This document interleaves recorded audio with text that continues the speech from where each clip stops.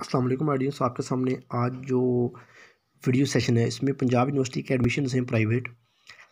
आप कह सकते हैं कि university of Punjab private admissions, और एडमिशन किस सब्जेक्ट के लिए हैं, किस सेगमेंट के लिए हैं, बैचलर्स के लिए हैं या एडीएस के लिए हैं या डिप्लोमास के लिए हैं। ये हैं जी। इसका जो मेन टाइटल है private MSc part first annual examination 2022।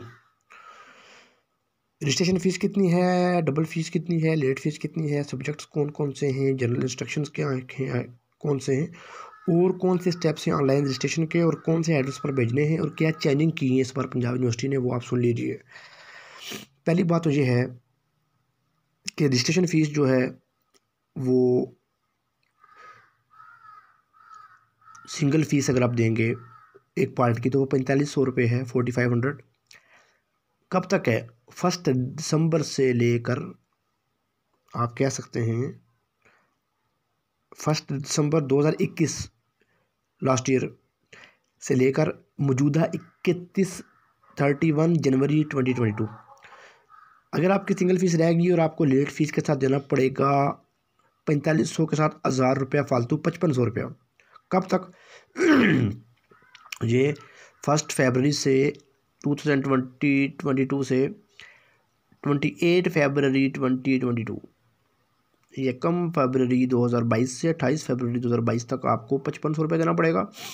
फिर भी अगर आप भूल गए, कोताही होगी, ताख़ीर होगी तो घबराएं मत, आप अपना डबल फ़ीस जमा करवाएं जो सिंगल फ़ीस का 1 गुना ज़्यादा है, 9000, और 1 मार्च 2022 से लेकर 16 मई 2022 तक जमा करवा दें। सब्जेक्ट कौन कौन से हैं जिसमें करवा रही है Punjab university private MA MSc? इसमें ये आपके सामने उर्दू है, इंग्लिश है, इस्लामियात है, Punjabi, political science, history, mathematics, Arabic, और उसके बाद आ जाएँ फ़िलासफ़ी, पर्शियन, इकोनॉमिक्स, फ्रेंच और कश्मीरियात। अच्छा, जनरल इंस्ट्रक्शन, जो ख़ास इंस्ट्रक्शन हैं वो सुन लीजिए। पहली है एलिजिबिलिटी क्राइटेरिया क्या है? For the registration of MA MSc annual 2022 it is mandatory for the candidate to pass BA BSc or equivalent in supplementary examination 2021 or before। BA या BSc किया हो या इससे इक्विवेलेंट की क्वालिफिकेशन हो, लेकिन 2021 से पहले ऑलरेडी रजिस्टर्ड कैंडिडेट्स जो पहले से प्राइवेट या रेगुलर रजिस्टर्ड है पंजाब यूनिवर्सिटी के थ्रू या उसके under, are not required to submit the registration form already allotted registration number will be acceptable. जो उनका पहले से जो रजिस्ट्रेशन नंबर होगा वो एक्सेप्टेबल होगा if the registration card has been cancelled और मिसप्लेस्ड।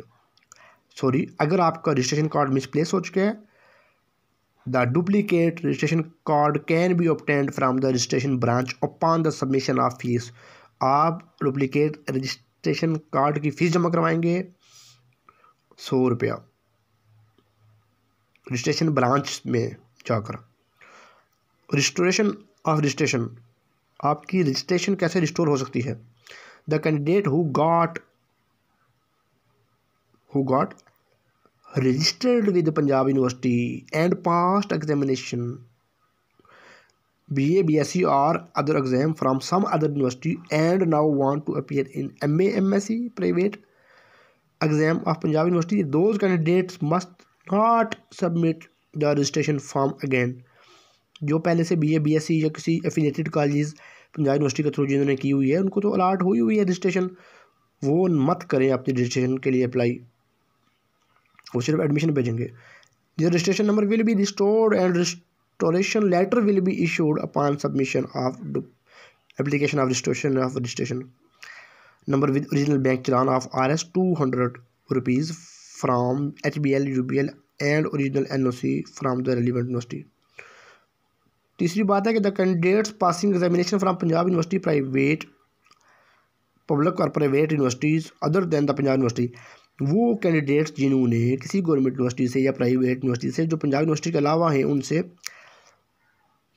पास किया है, degree not yet recognised equivalent to graduation of Punjab University, और उनकी इक्विवेलेंट नहीं है पंजाब यूनिवर्सिटी की ग्रेजुएशन के, वो अप्लाई करेंगे एक्विवेलेंस सर्टिफिकेट के लिए रूम नंबर 25 में पंजाब यूनिवर्सिटी के एडमिन ब्लॉक में न्यू कैंपस में। क्यों new campus block A, university admin block Punjab University new campus क्यों करेंगे? To furnish to be eligible for registration के, वो एलिजिबल है रजिस्ट्रेशन के लिए। ये नहीं बात ही। Candidates must attach original NOC from the relevant university last institute attended. जो आपने लास्ट इंस्टीट्यूट अटेंड किया है BA BSc या BS ऑनर्स में जो भी आपने किया है उसका असल NOC आपको सबमिट करना पड़ेगा पंजाब यूनिवर्सिटी में, क्योंकि आप पंजाब यूनिवर्सिटी के अंडर ऑथराइज्ड एडमिशन लेकर डिग्री लेना चाह रहे हैं। उनका प्रूफ देंगे कि हमने कहीं और एडमिशन नहीं लिया हुआ। कैंडिडेट्स मस्त अटैच भी हो गया और सब्जेक्ट भी हो गए। Steps to fill online registration, 3 steps हैं। Open the website of Punjab university registration.pu.edu.pk। क्यों? To fill online registration form. दूसरी बात क्या है? दूसरी बात सुनिए, पहली बात होगी, दूसरी बात होने लगी अभी। दूसरी बात ये है जी कि कौन सी है? Candidates must read the instructions on the website. Website पे पूरी इंस्ट्रक्शंस को गौर से पढ़ लें, केयरफुली मुताबिक तरीके से पढ़ लें while completing the online registration form.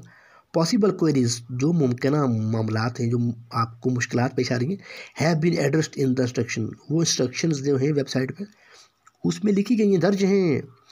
Number 3 है if on any stage you have ceased to fill your online registration form and you want to resume to complete. अगर किसी वजह से आपका फॉर्म ब्लॉक हो गया है, सीज कर दिया गया है, ऑनलाइन नहीं फिल हो रहा, आप उसको रिज्यूम करना चाहते हैं, दोबारा इसको करना चाहते हैं, क्लिक करें एडिट रजिस्ट्रेशन पे।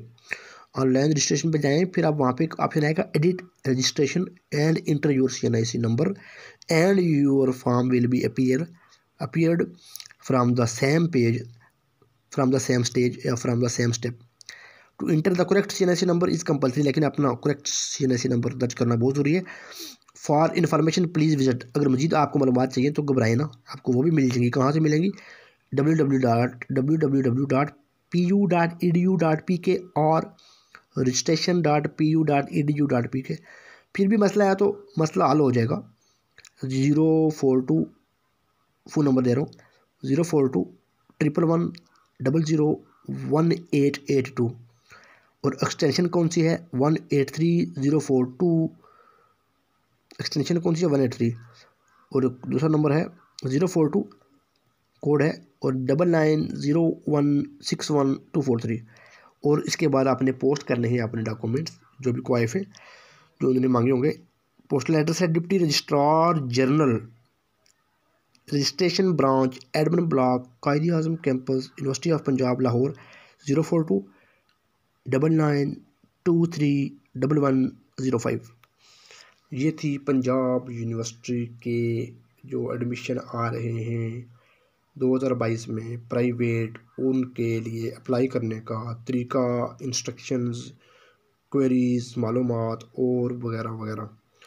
जिन लोगों ने BA किया हुआ है और वो चाहते हैं कि हम MA भी कर लें तो वो कर लें फॉलो करके, और जो नहीं करना चाहते तो वो भी कोशिश करें कि वो कर लें। तालीम कभी भी नुकसानदेह नहीं होती। मैं एक जगह पढ़ा था कि एक 91 ईयर्स के एक बाबे ने भी एक PhD कर ली, जबकि वो उसने PhD पहले बायोलॉजी में की हुई थी। 50 से 60 साल की उम्र में या 45 से 50 साल के दरमियान उसकी एज थी। उसने भी 90 ईयर्स में पहुंच के फिज़िक्स में फिर कर ली। फिज़िक्स में उसका शौक़ हो गया, तो वो पाकिस्तान में नहीं, वो बाहर की बात कर रहा हूँ। और पाकिस्तान में एक बंदा था जिसने एक यूनिवर्सिटी से 61 या 64 ईयर्स की एज में PhD कर ली थी। तो अब काम आ जाती है, गवर्नमेंट के पास रिकॉर्ड जाता है, इंस्टीट्यूशन के पास रिकॉर्ड जाता है, तो हमारी सोशल और मीडिया जो चैनल्स के थ्रू जब खबर आगे पीछे जाती है तो बड़ा कभी कभी एज मिल जाता है बंदे को। और कभी ऐसा होता है कि बंदा डिग्री करके, मैंने ऐसे लोगों से मिला हूँ आज फारुग हुए हैं और अगले दिन उनको कोई ना कोई इदारा, कोई ना कोई इंस्टीट्यूशन बुला लेता है। फ़र्ज़ करें एक बंदे ने PhD कर लिया तो उसको कैडेट कॉलेज कहता है कि आ जाओ हमारे पास, किसी एक पूरे सेल को संभाल लो, पूरे प्रोग्राम को संभालो। या कोई सुपीरियर कॉलेज हैं, पंजाब कॉलेज हैं, वो कहते हैं कि आप हमारे हेड ऑफिस में आ जाएं। 2 लाख 3 लाख के दरमियान उनको सैलरी मिल जाती है और वो वहाँ पे बैठ के अपने काम करते हैं और उस बिज़नेस चैन को चलाते हैं, मैनेज करते हैं। उसके अलावा मल्टीनेशनल कंपनी हैं, NGOज़ हैं, ले लेती हैं। तो हम सिर्फ देख रहे होते हैं कि हमें केमिस्ट्री डिपार्टमेंट में जॉब मिल जाएगी PhD करके, या फिजिक्स में मिल जाएगी, या पॉलिटिकल साइंस में, या कश्मीरियात में, या पंजाबी में। ज़रा इससे आगे भी दुनिया होती है। अगर हम कोशिश करें तो हमें कोई पता नहीं होता कि आपकी डिग्री आपके किस टाइम किस रेलिवेंट डिपार्टमेंट में, किस फील्ड में काम आ जाए। तो क्योंकि वो एजुकेशन है, वो टूल है, और ये ऐसा टूल है कि जो हर वक्त बिकता है। डिपेंड करता है कि आपने उस क्वालिफ़िकेशन को किस लिए किया है।